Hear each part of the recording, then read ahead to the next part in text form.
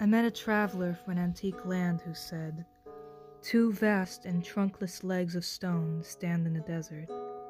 Near them on the sand, half sunk, a shattered visage lies, whose frown and wrinkled lip and sneer of cold command tell that its sculptor well those passions read, which yet survive, stamped on these lifeless things, the hand that mocked them and the heart that fed." And on the pedestal these words appear: "My name is Ozymandias, King of Kings. Look on my works, ye mighty, and despair. Nothing beside remains. Round the decay of that colossal wreck, boundless and bare, the lone and level sands stretch far away." Let tyrants shake their iron rod, and slavery clank her galling chain. We fear them not, we trust in God. New England's God forever reigns. Hi, this is Joseph. Hi, this is Isaac. Hi, Isaac. How are you doing today? Good, very good. It's a pleasure. And thank you to the audience as well for joining us for episode 5 of our podcast. We are in the roots of liberty. After freedom, before liberty, the Bronze Age state. So the emphasis today will be on the era before the 3 theories of liberty emerge. That is the theory from the Greeks, the Teutonics, and the Jewish.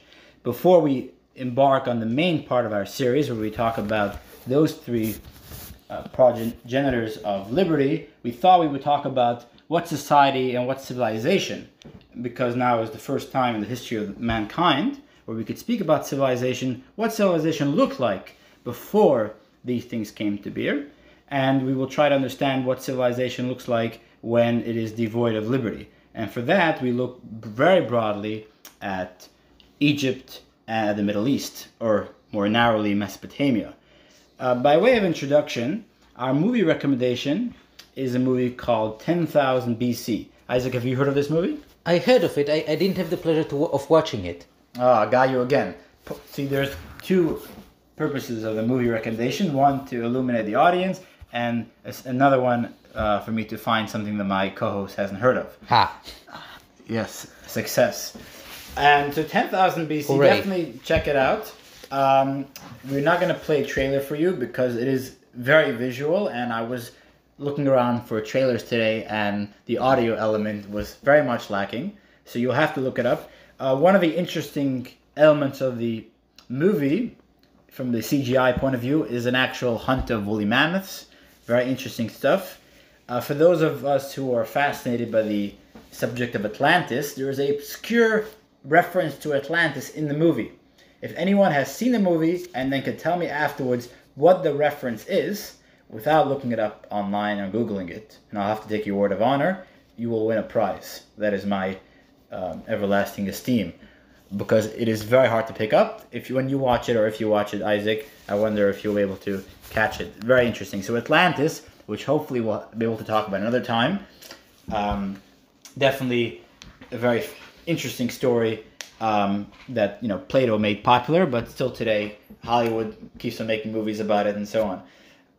So in the movie, one of the main elements, or perhaps the main element, other than the typical Hollywood thing of freedom versus tyranny and revolution against order and all that sort of thing, is a clash of cultures, and I think this will give us an opening to discuss the pre-state versus the Bronze Age state. The clash of cultures between these hunter-gatherer type people, they were living on the rough, in 10,000 BC, and I'm using air quotes because basically just pre-civilization, before the dawn of civilization. So these people are hunter-gatherers, are hunting the woolly mammoths. They don't have horses and so on. They don't have writing or reading. But they do have fire, so they're not, early savage didn't have fire. And that They might have some rudimentary version of the wheel. I don't recall that in the movie, but yeah, maybe. So the wheel is also an early element of inventions by the savage, although after fire. They no longer live in the in the Stone Age. They already moved to the Metal Age, or the first Metal Age, which is the Chalcolithic Age, which means from the Greek word chalkos, which means copper.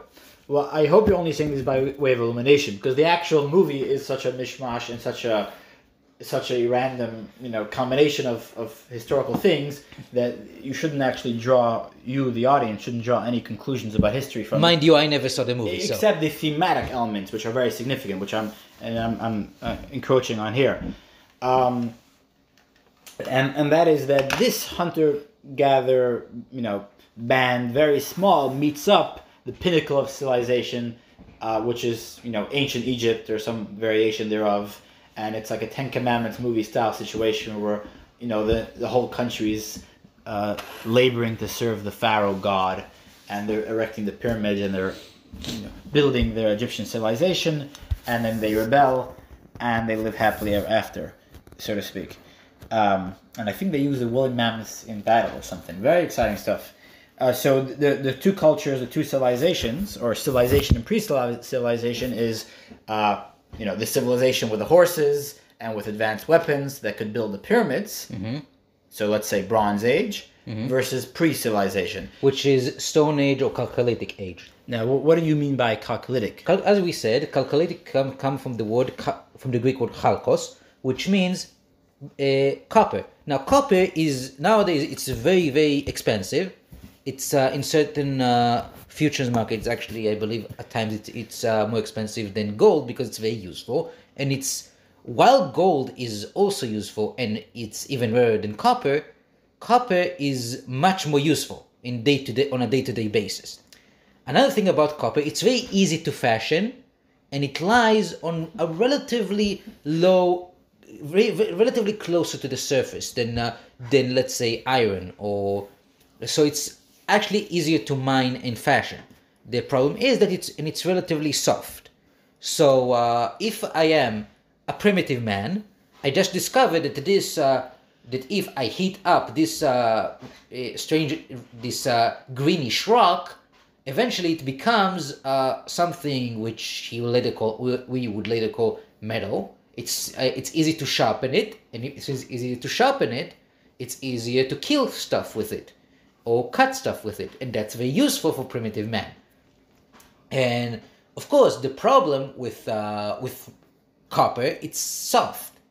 It's not as soft as gold or silver, but it's relatively soft. So yeah, it's not a very good weapon unless you add to it some tin and zinc, and you get bronze.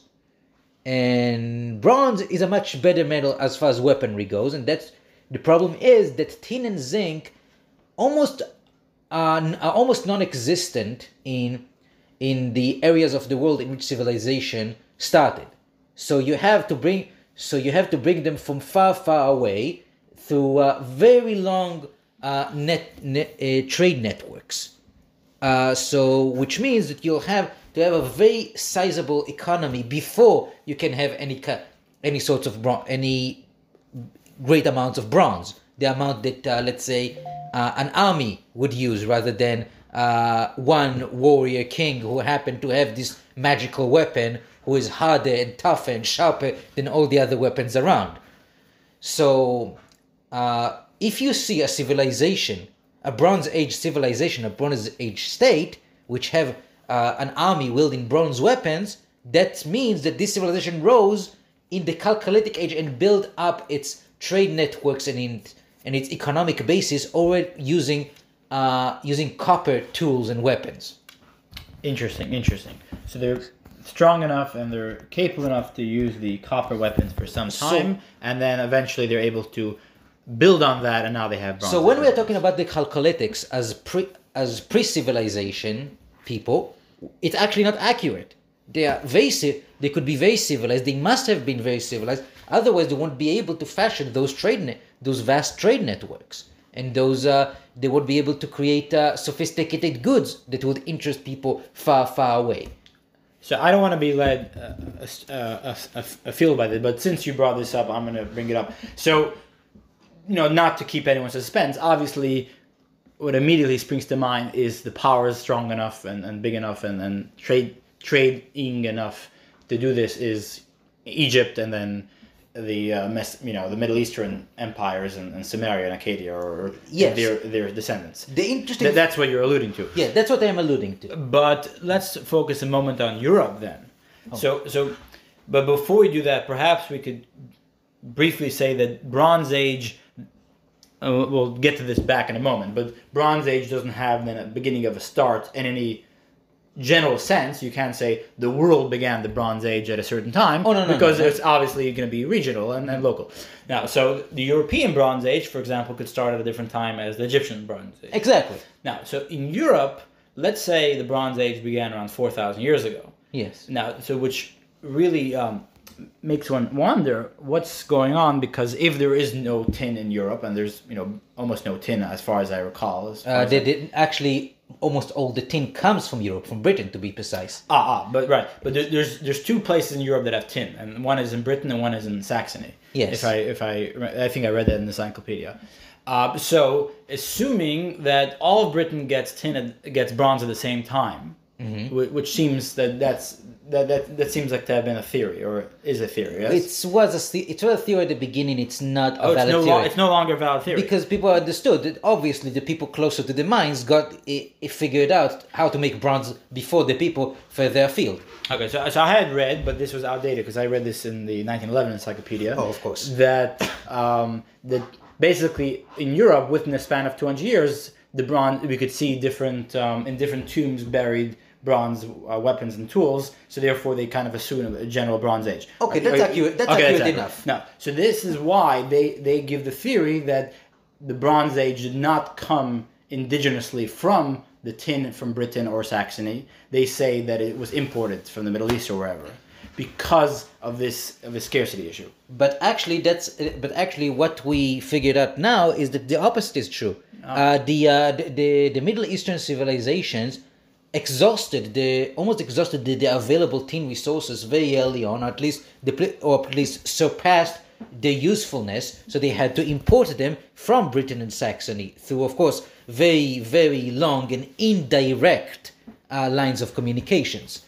So it's not like you had Egyptians trading up and down the coast of Western Britain. It's like you have an Egyptian trading timber for ember, and ember for fish, and fish for gold, and gold, etc. Until you get to some Briton who is giving away some tin, and then the person, and then you have all the way back until the Egyptian gets some tin, and that can take and even if the Egyptian at the end of the line gets some tin, this tin might have been mined 5 years beforehand, or even 10 years, or 100 years. But it's still fashionable tin. Yeah, it's still fashionable tin.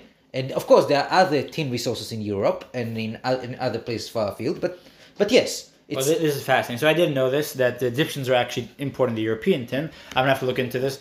But this actually brings me to more fundamental... It's true that the Europeans started their Bronze Age much later than the Middle Eastern one, because the Europeans, first of all, Europe was much less pleasant place to live in back in the day, because it was mostly forest. Egypt and Mesopotamia, they are interesting because they are river valleys surrounded by essentially by swamps and then by deserts.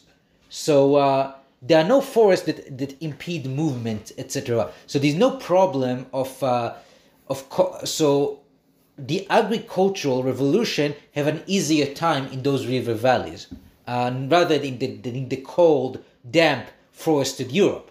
So the ancient Britons, or actually I should say pre-Britons, mining tin and giving them to those strange people in the floating houses, might not understand why they need this stuff. Eventually, somebody tells him, and he is fashioning some magical swords, and he sells them. He becomes very rich and powerful, or just powerful on his own merit. And you have Bronze Age states emerging in Europe. Now, the more northern European it's become the Bronze Age does not have the political and social characteristics that it has in Mesopotamia. The more southern you go, you can say that here we have a genuine Bronze Age society, not just a society that has bronze. But the vestige of it, because you don't see any sort of advanced states in southern Europe as you see in Acadia and so on. Right? We see the Minoans and the Mycenaeans, but they are the Johnny-come-lates of the Bronze Age. And you don't see any one civilization centralizing power like you do with in Mesopotamia. Again, right? the Minoans and the Mycenaeans. And are they a civilization or an ethnic group, or are they an empire? They're not an empire. They are an empire. They are a maritime empire. They have all the characteristics of civilization of Bronze Age civilization, a Bronze Age empire, but they emerge relatively late in the Bronze Age due to their direct trade with Egypt, and at this point they are doing most of the trading further afield to the west and to the north. But at the Bronze Age collapse, they collapse, you might say, the fastest and the hardest, because they are probably the only bronze civilization that didn't leave a civilization behind it, who left behind it a dark age, out of which a completely new civilization emerges, which we discussed in our last episode about Zeus, which is the Greeks. Yes, go back to hear our previous episodes, and especially episode 4, which we talked about the tyranny of Zeus and the Greeks. So that's interesting. You mentioned in passing the Bronze Age collapse. So we had beginning of the show talked about the start of the Bronze Age and how in different localities it starts at different times. So maybe 4,000 or 5,000 years ago in different places in the world. Is the Bronze Age collapse ubiquitous throughout the entire Eurasia area, or is it also varied by locality? Well, it depends. Eurasia is a big place. So let's start about the two big ones: Mesopotamia, Egypt, everything in between, and the Mycenaean satellite. So we know that society and the Bronze Age society collapsed at a certain point. We know that the brunt was taken of whatever caused this, a barbarian invasion, a revolution, natural disasters. There are a lot of theories, none of which are very good. They got bored with bronze. Basically, those civilizations, the prior organization collapsed, and all the little states that were dependent on the two empires on either side of the Fertile Crescent go into a dark age. Because they themselves go into a dark age, but both of them emerge. But Egypt re-emerges from the Bronze Age collapse. The empire, the rotating empires that controls Mesopotamia, don't recover.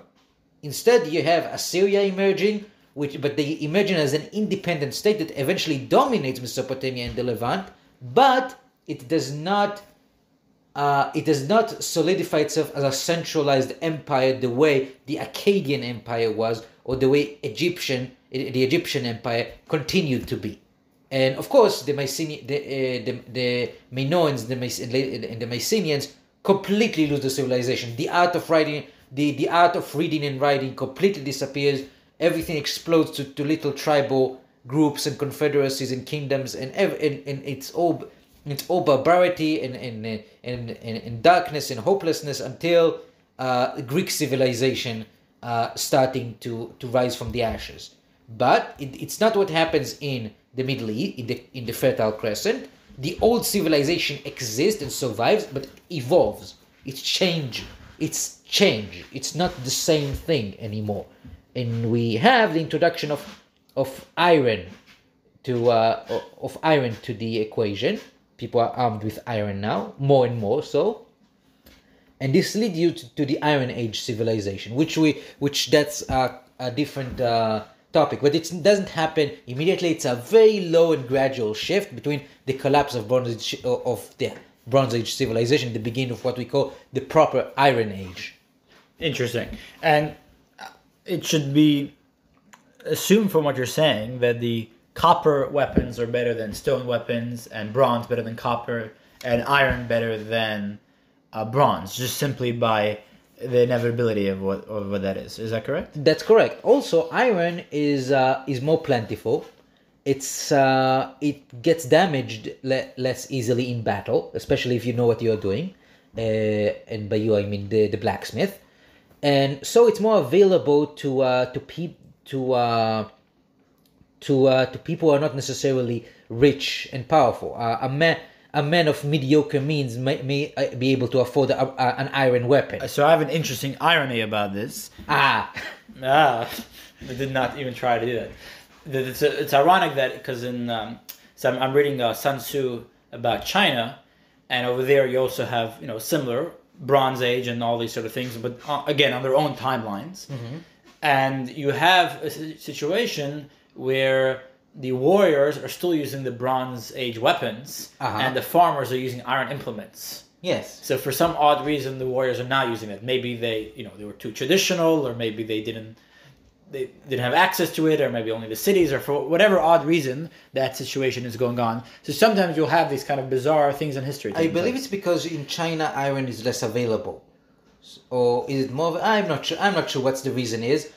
Chinese history is not my forte, and I'm really sorry that I didn't mention China before, because China is exactly a Bronze Age civilization. To a degree, it never stopped to be, as far as politics is concerned. At least not until the fall of the imperial system. But then again, the communists took over, and communism, in my opinion, is just an atavistic reduction back to the Bronze Age civilization. But that's a topic for another time. Although not entirely, not for now. It is mentioned. So it should be mentioned as an aside. So you can argue that China, for some reason, while it had a lot of disorganization and reorganization events in its history, politically stayed a Bronze Age civilization. It doesn't mean that it's an inferior civilization. It doesn't mean that it's a civilization which we should dismiss out of hand. It just means that as far as the concept of tyranny and liberty are concerned, this is not something that we can talk about in Chinese characteristics.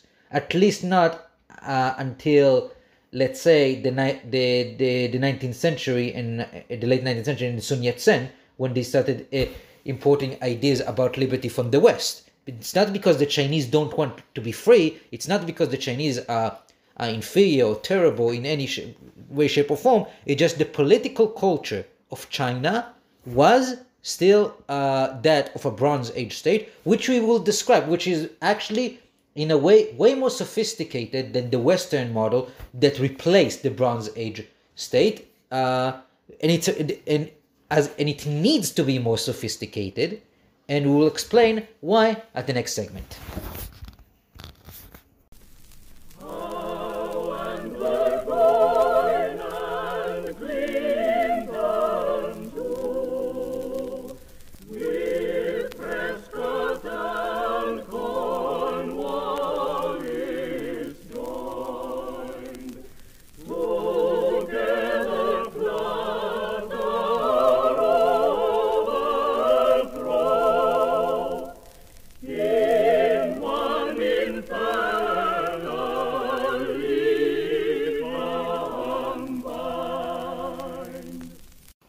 Hi, this is Joseph, and we're doing the next segment of episode 5, Roots of Liberty 1, After Freedom, Before Liberty, the Bronze Age State. And we just mentioned a moment ago China, or I mentioned it, and chariots were a thing in China, a little different than in Egypt. I think 3 people on the chariot and so on. Mm-hmm. And I actually want to mention that because it was assumed for a long time that some of these ancient Chinese dynasties had the chariot, but it turns out that they actually imported it somehow from earlier people. And that's something similar about Egypt, that our recent history in the past couple hundred years, we now know that Egypt, for large segments of their early history, did not have a chariot, and then they imported the chariot. And by the time of the most famous chariot scenes, of course, are when they're running after the Jews and the chariots flounder in the Sea of Reeds while they're chasing the Jews, because the water splits in 2 and the Jews make it safe to the other side. and the Egyptians Don't. do not. A great book about the general era, which mentions Moses. It is fascinating. It's one of my favorite books of all time. Tell us what that is, Isaac. This is the Cat of Bubastis. It's about an interesting It's an interesting little story by a writer named G.A. Henty, a British writer from the late 19th century. He used to be very popular until somebody accused him of being somewhat bigoted, racially bigoted. The thing is, if people would actually read this book, they would know why this accusation is false, because the entire point of the book is about a primitive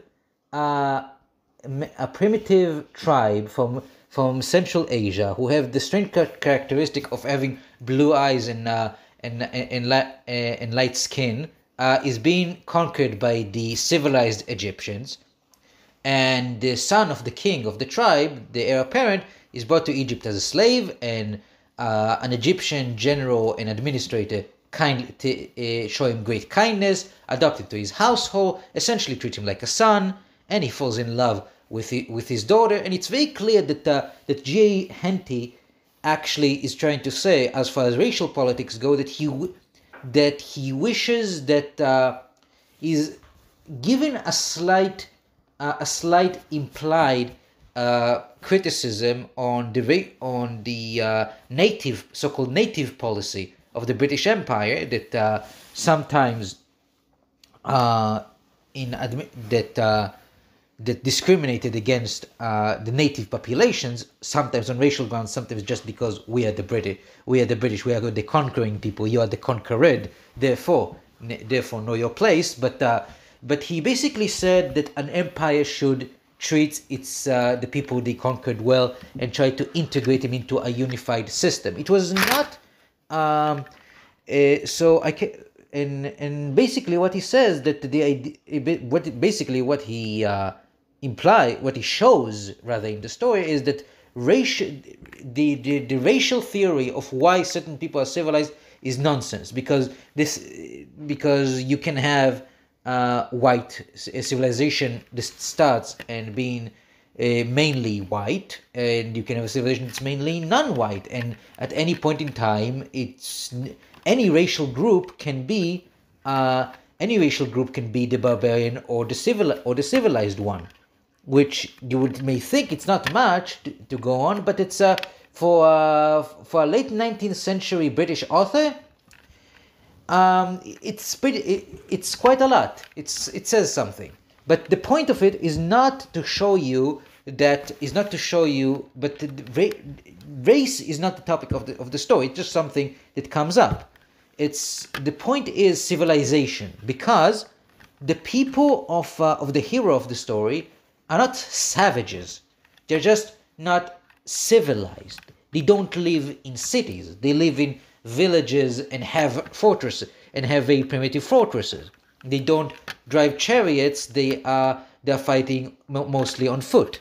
They are not organized as well as the Egyptians are, and that's why they're conquered, and that's why they need to focus so much of their attentions on the heroic virtues, on the military virtues, and don't have time to develop writing and mathematics and the sciences and religion, etc. And people in civilization are not necessarily better.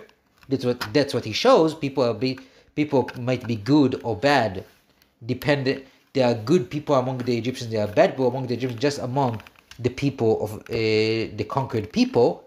But it certainly makes them, how should I say, more refined. It makes life better. Now, I think you're making an allusion to this. So, one of the tensions in the book is that the main character, who, like you said, is the boy, then later adult from the Caucasus with the blue eyes, who gets taken as a slave in Egypt. So one of the main tensions is that he clearly sees the majesty of Egyptian civilization and is overawed by that. Yes. And he doesn't take the view that because, his little petty civilization doesn't have all these wonderful trinkets and enchantments of the Egyptian civilization, therefore all these amazing things in Egypt are actually not good. He doesn't poo-poo it at all. Neither does he say, because the Egyptians have all this wonderful stuff, they are much better than us. Exactly. So that's a tension, and he, I think, even struggles with that, or characters in the book struggle with that. Whether they would like to go back, or whether they would like to go back to the Caucasus, or go to the Caucasus and live without these pleasures, or whether what would life be if they would have to go without it. The resolution is actually very interesting, because without spoiling much, the idea is that it's the duty of every man to seek what's best in the entire world and give it to his own people. So if, for example, you are a pre-civilization, a proto-civilization from the Caucasus, and an individual belongs to this proto-civilization, and he goes to Egypt, it's his duty to go back home and brings whatever is applicable back home with him. Right, and I think one of the things, for example, that's always significant in looking at the philosophy of history, that he talks about that perhaps that the martial spirit that the Caucasus, that his, let's just use the word barbarian people have, is missing in the Egyptians, but because they've become effete, because they've become overly civilized. But that's actually not exactly. It's that in civilization, first of all, men stop being warriors and start being soldiers. And soldiering does not require the heroic spirits that warriordom requires. It requires different heroic virtues. Soldiers don't seek to excel over each other, to one-up each other with heroics. Soldiers seek to achieve goals. And if on the way they needed to do heroic things, or for the better, or for the worse, they do heroic things because they need to achieve certain goals, not for the sake of doing heroic things. In proto-civilization, the most important thing is the status of you as a warrior, of being the most heroic and the strongest. Essentially, war is an extension of internal politics, not external politics. And therefore, the warrior is not subject. So you can say, yes, if you take the soldier against the warrior, the soldier might be smaller in stature, he might be less daring and less bold, but he might be better at achieving the actual goals of the campaign, instead of his personal goals of maximizing his own personal glory and renown, and making his way to the epic sagas. Right. So in the main battle, in the beginning of the story, which is definitely a very thrilling tale in general, and the battle is a very thrilling tale. One of the things you see is that the soldier, like you described, wins in part because he has superior tactics, because the warrior is just fighting with passion, zealously, and without proper organization. The soldier has but they also have tremendous, overwhelming numbers.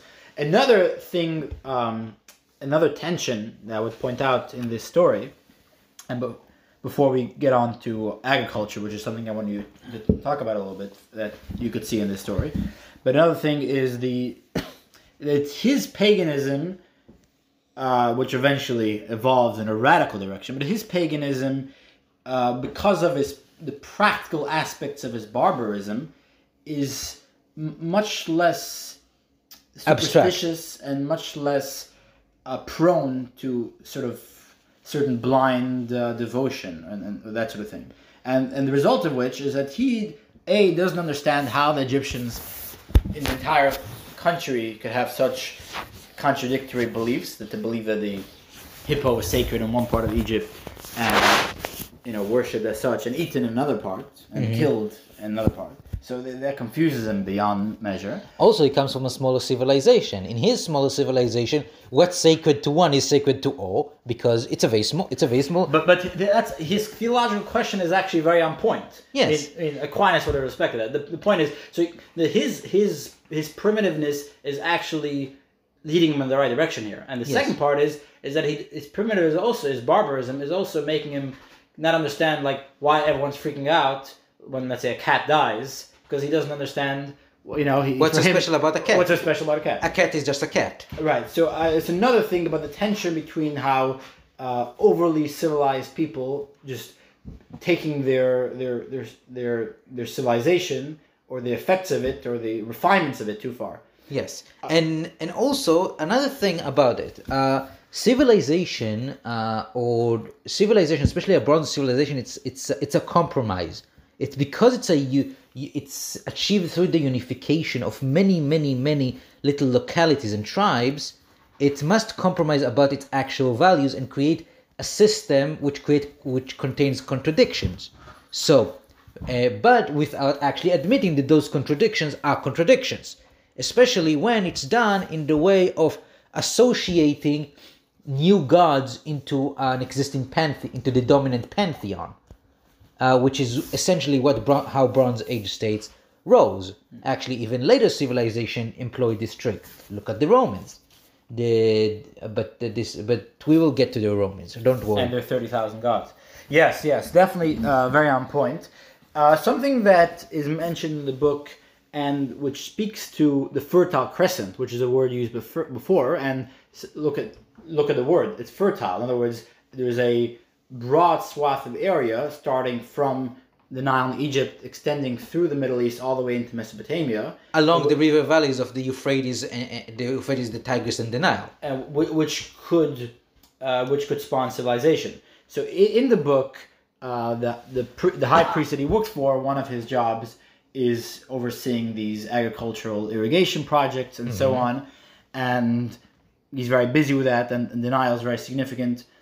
Also, what is mentioned.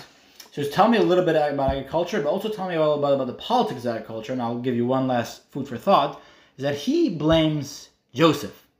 What does he say? I'm quoting here the high priest, our main character is his mentor and his savior, that he says that Joseph took everyone's land away and basically made them all tenants. He made them all sharecroppers. Before that, people, so to speak, owned the land to some extent, and now Joseph made it full communism or fascism. He just took all the land, and now everybody was unfortunately having to rely on him, and he was not happy with that new arrangement. I'm internally groaning because that's Genesis.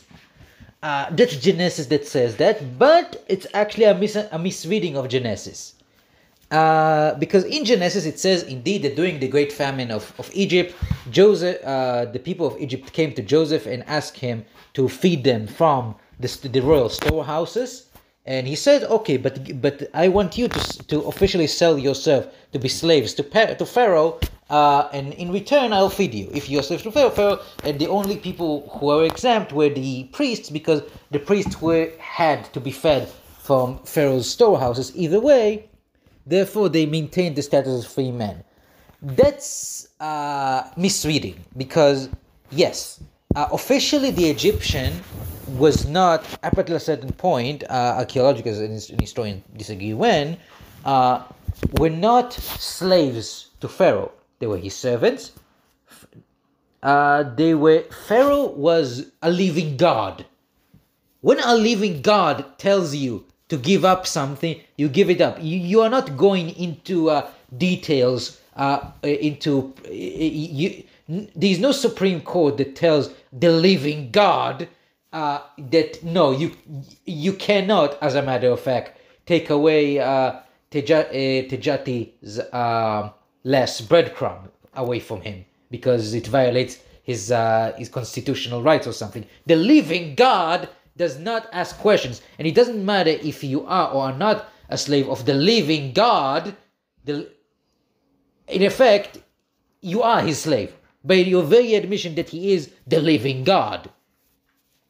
And similarly, in Mesopotamia, when the head of state is either officially married to the god or the goddess that owns the place and is represented by the Lugal, which means great man, which is another word for king in Mesopotamia, or he is considered to be his most loyal servant or his descendant, you don't argue with him. Even if you have property which is your own in the sense that you can use it, you can invest it, you can trade with it. You can do, of course, it depends on which caste you're on. Your occupation and your economic activities are very, very dependent on which caste you belong to. But if one of these people, imbued with all the might and reverence of divinity, comes and asks for something, or one of their servants or one of their servants ask for something, you don't argue. Not just because you know that if you would argue, they would kill you in various and unpleasant and original and unpleasant ways. It's because you are very afraid that to anger the living God. So it's not just fear; it could be awe and even and respect. reverence. Yes, and especially as they come. Look, your religion, as your faith, and the faith of everybody around you is that the gods need to eat, drink, and enjoy good smell of burning of burning meat, and also to fornicate. Excuse me, just like human beings. And it's that as a matter of fact, human beings were created to tend and cultivate all these good things and bring them to the gods. So this is your purpose on earth. That's why you exist. You don't argue with it.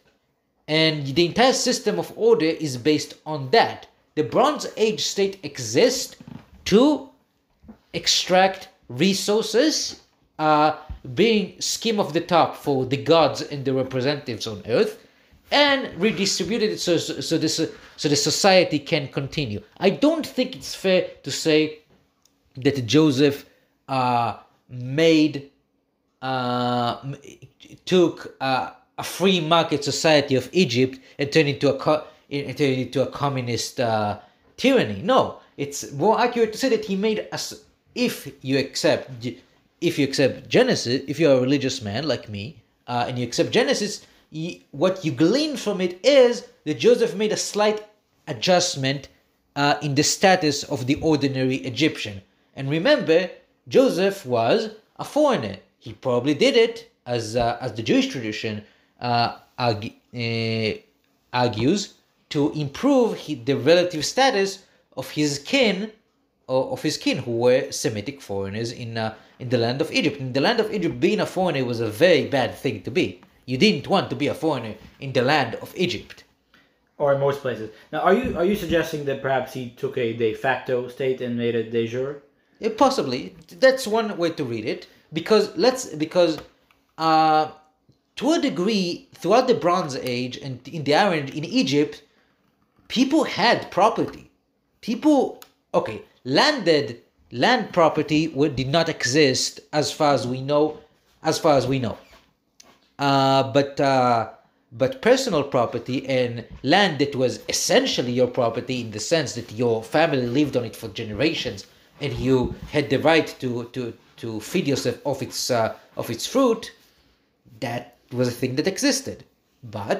And you could trade the surplus you have after you gave the king his due, but this really didn't change, because a fully communist system in which every person is a salaried employee of the state who also dictates what he can purchase and what he can have, that could not exist in the Bronze Age. The Bronze Age civilization was very complicated and very, very sophisticated. They couldn't be that sophisticated without modern technology, without let's say the printing press or the radio or the newspaper or other things. Interesting. So, which reminds me of a line you used previously. I think it was Leibniz. This is the best of all possible worlds, and Voltaire's joke about it. But perhaps, this civilization that you're describing was the best thing that could have happened there. Any sort of radical adjustment would lead to chaos, disaster, and mass famine. So that is an interesting philosophical question. If you give too much freedom, for example, to a society not prepared for it, if you break the dams, in Egypt's case, perhaps literally, what sort of results will you unleash? Here we come to a point of contention which we will deal with in the next segment.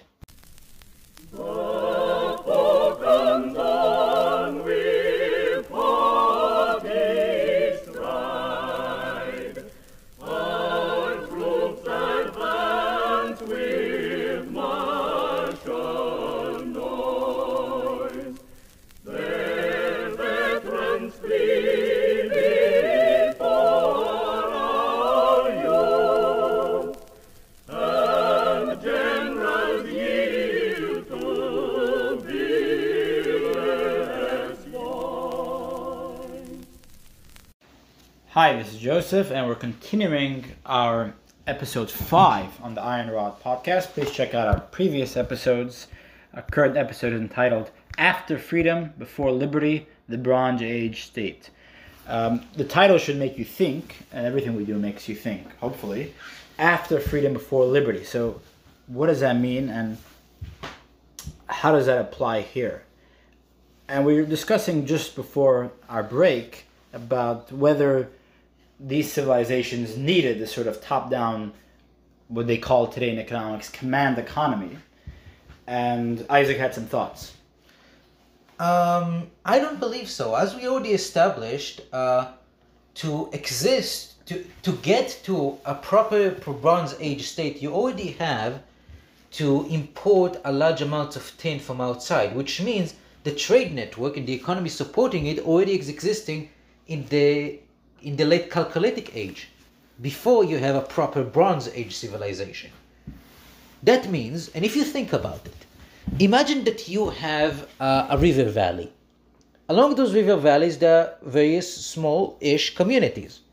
Those smallish communities can survive and even thrive on exploiting their little part of the river. They don't really need to obstruct the river in the way. They don't need to manipulate the river that much. And they can live very, very happily on it. So one of the theories, or one of the processes as to how states got set up in the first place, was that you needed to have central administrators to run the irrigation agricultural systems. And this is even, going back to 10,000 BC or whatever. And I assume even in the small river type scenarios you're outlining, you still needed to have some centralized power. Inside those communities, of course, those communities will need to become very adept at manipulating their little rivulets or their little sections of the river, which might. And those are, you could say, command economies, and those are, you could say, very top-down, structured. You can say that hierarchical places. You can say before and they produce much more food, which is their advantage. Yes. So before a Bronze Age empire crystallized, you can say that the smaller parts of the society already starting to move in a command direction, but they can't be really that commanding, and there can't be really that much differences between people, because in such small community, it's only after those communities start to, of course, those communities, by what we know about human beings, they always fight. And to the victors always go the spoils. That's unfortunately the story about human history from the beginning. Archaeology tells us that that's what happened before we started writing history even. We know that humans always kill other humans and taking their stuff. I'm very sorry to all, my apologies to all my libertarian friends. A book we should perhaps talk about in the future is a great book called War Before Civilization, where the author demonstrates that before civilization, warfare was even more brutal than even World War II era warfare in Europe. Yeah. So, but continue your thought about absolutely. So all this civilization, all these proto-little civilizations thrive all along the river. They fight each other. Eventually, somebody gets the upper hand. Eventually, clusters of communities were created. Those clusters become states. Those states become civilizations. Those civilizations, eventually, someone conquers all the others, and one city-state conquers all the other city-states and forces it to its subjugation, and then you get a proper Bronze Age empire with one central authority controlling by way of confederating all the little city-states into along one major river. Therefore, Does this apply to Mesopotamia area or also to Egypt? both Because I mean, Egypt as a united state goes back even way before the Bronze Age emerges. well, that is true, but a disunited state is not really as united as you would think. Until the very late age, there's a clear division between Lower and Upper Egypt. Interesting. And Lower Egypt, which is of course the northern part of Egypt, the part that where the Nile is, where I used to be very confused like this when I was a teenager. yeah, Lower Egypt means the part which is lower topographically, because that's the part where the Nile goes down to the sea rather than pouring down from the mountains of Ethiopia. So Upper Egypt is in the south, Lower Egypt is in the north. Please engrave that into your brain. Continue. So Lower Egypt, the king of Lower Egypt, Narmer, eventually conquers Upper Egypt, the south, and he establishes his rule, and the symbolized act of unifying Egypt is the fact that he wears the double crown, the double tiered crown. One, and to the very late age, the heir apparent of Egypt is sent south to rule Upper Egypt, and he's actually officially crowned as the king of Upper Egypt, but he's merely a king. He's not a living god as of yet like his father. He's just a king or a viceroy or a governor ruling Upper Egypt. And it's such a ceremonial thing. In order to tie the two together. Tie the two together and also prepare the heir apparent for rule, which is a very good idea.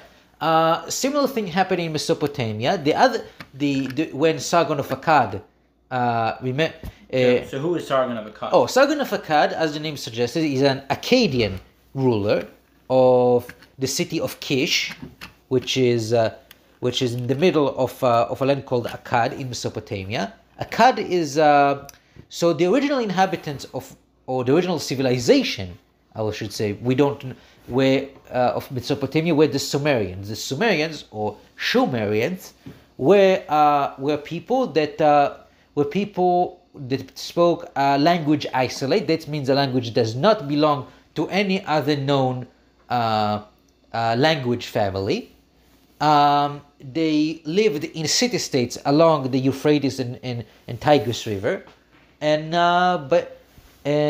they started Bronze Age civilization as we know it, and also possibly agriculture in Western Asia as we know it. So just to give a timeline, this is 6,500 years ago. Yes, at a certain point, before the world started, because the world began 5,700 yes, approximately years ago. No, that's a biblical joke. Speaking of the Bible, and perhaps we'll have to dedicate another episode to this because I had a lot of notes on the subject. A lot of this will be familiar with people in the Bible, because Sargon of Akkad, the Akkadians, the Amorites. This will be familiar with people who've done their Genesis, and we already mentioned Genesis before with the story of Joseph and the slavery story, but also with the 5 kings and the 4 kings in Sodom, which have their parallels with a history that has been dug up from the ground archaeologically and with recently discovered texts in the past couple hundred years. But perhaps for another time we'll get into that more. But Sargon of Akkad, so this is he's, let's say 2,300 years ago, and this is 400, 500, 600 years before Abraham. yes.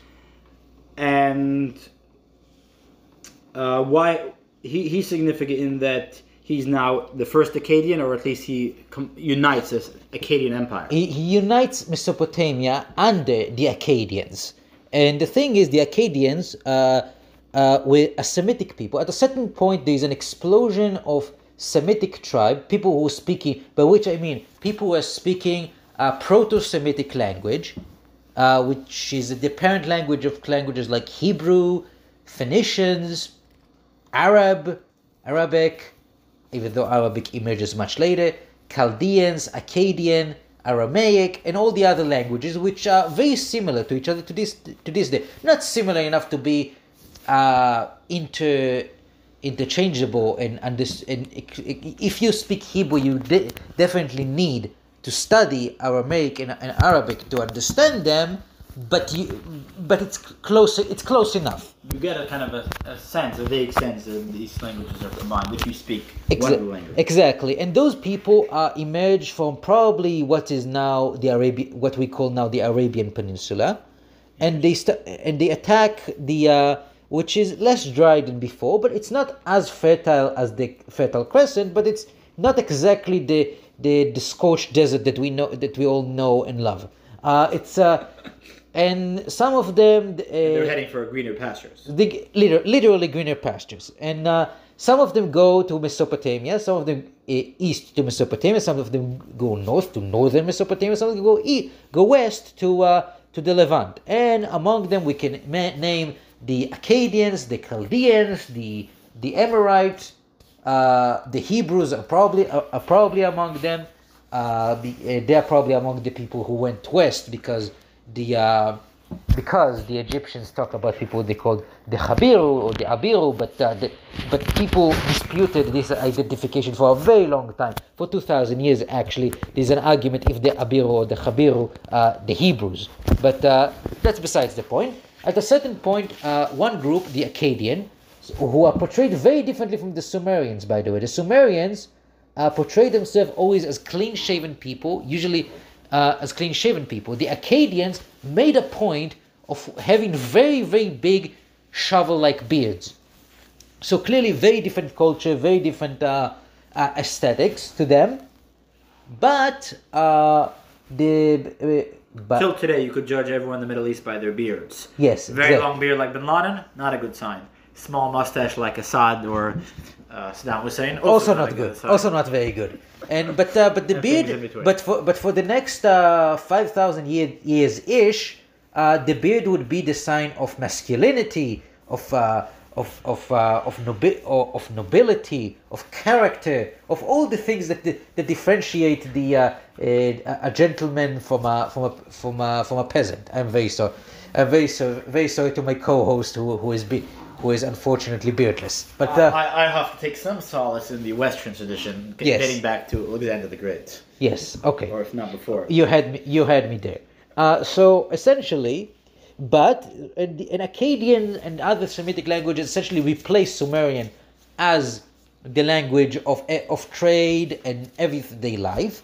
But something interesting happened in Mesopotamia. The Akkadians adopt the religion of the Sumerians wholesale. That means that priests from good Akkadian families would shave their beards and their heads, dressed like Sumerians, speak Sumerian the Sumerian language while sacrificing to Sumerian gods.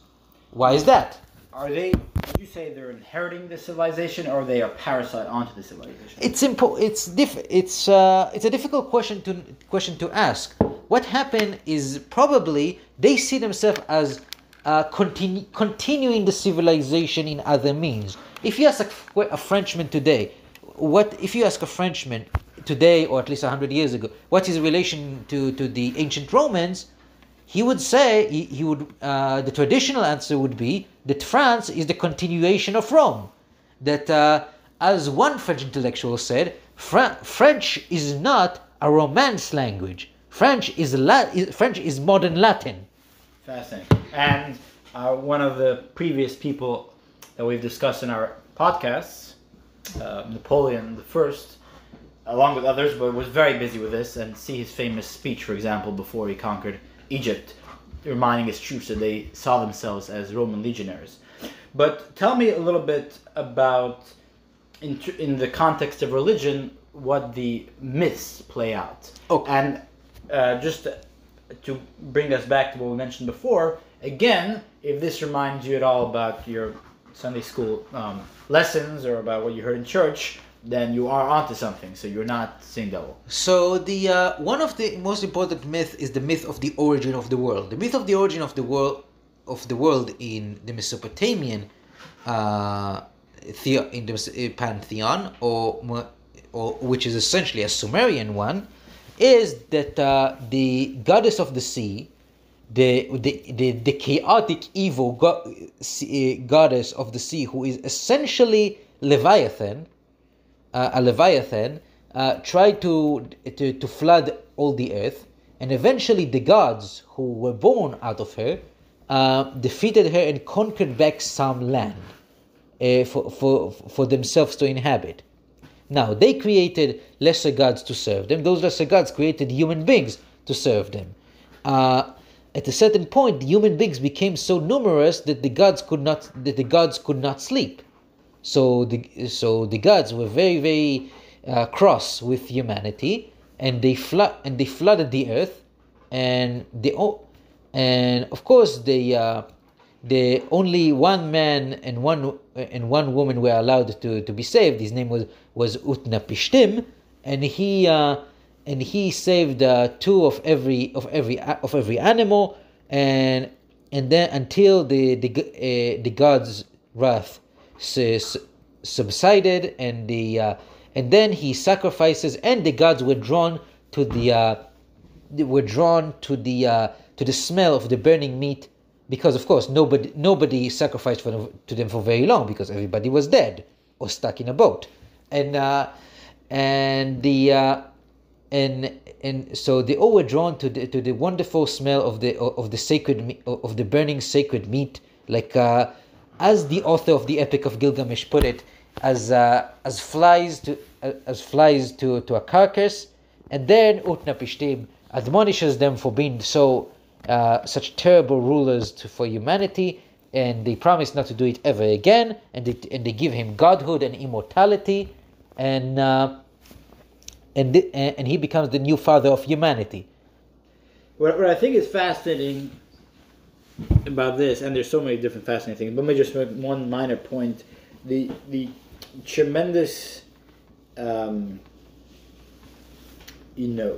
think surprise. I would say, but maybe I'm wrong. That you have the mere mortal. He's 2 rungs down on the pecking order, kind of admonishing these higher ups in the story. Oh, you need to understand. He is the only mortal. He and his wife are the only mortal left. But they are the only people who can sacrifice. Within that contains a germ of our rebellion against tyranny from over on top of us. Not exactly, because Utnapishtim does not overthrow the gods. He joins them. That's true. But before you overthrow anybody, you first have to break the psychological shackles. Before you launch the violent revolution, you first must say, my overlords are mistreating me in some fashion. So he makes that important first step. That's what I would avert. Mm-hmm. What else can you tell us on the subject? We mentioned the Akkadians and all the other Semitic groups adopt the Sumerian theology. Why is that? It's because the Sumerian religion is very convenient if you rule a city, especially if you are a foreign conqueror. Because the Sumerian religion essentially said that in each city, the city is dedicated to a specific god. It's not that he is the only god, but he is the god of this city, and he essentially owns the city.